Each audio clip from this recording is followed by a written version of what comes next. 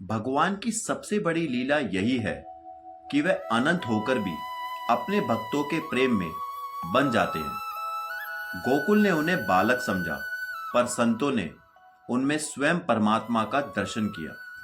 राधे राधे दोस्तों।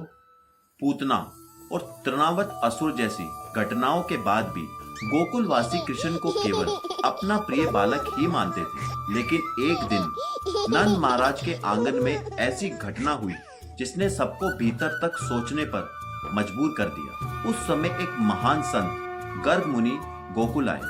नंद बाबा ने उनका आदर पूर्वक स्वागत किया।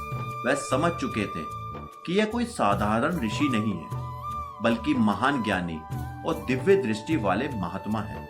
नंद बाबा हाथ जोड़कर बोले, हे मुनिवर, आपके चरण हमारे घर में पड़े, यह हमारा सौभाग्य है।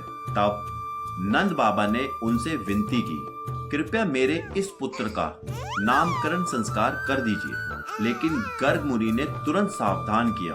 उन्होंने कहा, यदि कंस को यह पता चल गया कि मैं यहाँ आया हूँ तो उसे संदेश हो जाएगा कि यह बालक देवकी का पुत्र है। गोकुल पर संकट ना आए, इसलिए नामकरण को गुप्त रखने का निर्णय लिया गया। फिर एक शांत गौशाला में गर्ग मुनि ने उस दिव्य बालक का नामकरण किया। उन्होंने कहा, यह बालक हर युग में अलग अलग वर्ण धारण करता है, कभी श्वेत, कभी रक्त, और अब यह कृष्ण वर्ण में प्रकट हुआ है। यह बालक केवल तुम्हारा पुत्र नहीं, यह सबके हृदय को आनंद देने वाला है। इसके असंख्य नाम और रूप होंगे और यह अपने भक्तों की रक्षा करेगा। गर्ग मुनि आगे बोले, यह बालक नारायण के समान गुणों वाला है। नंद बाबा यह सुनकर भाव विभोर हो गए।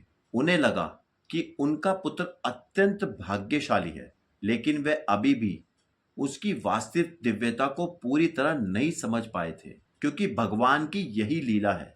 वे अपने भक्तों को प्रेम में इतना बांध देते हैं कि लोग उनकी शक्ति भूलकर उन्हें अपना मानने लगते हैं। दोस्तों, भगवान जब धरती पर आते हैं तो वे साधारण रूप में दिखाई देते हैं, पर उनकी वास्तविकता अनंत होती है। जिस बालक को यशोदा गोद में खिलाती थी, वही संपूर्ण सृष्टि का आधार था। जय श्री कृष्ण।